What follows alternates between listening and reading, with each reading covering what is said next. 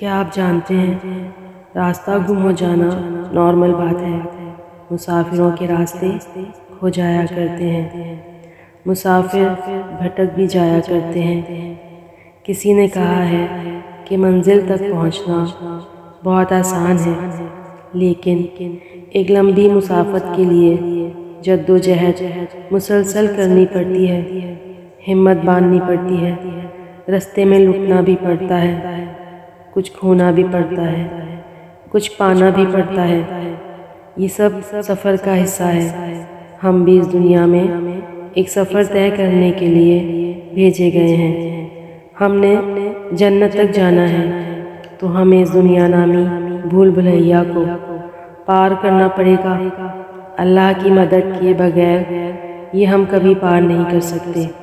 اسی لیے اللہ تعالیٰ نے ہمارے سفر کے لیے جو گائیڈ بک دی ہے، اس کے بالکل شروع میں یہ دعا سکھائی گئی ہے۔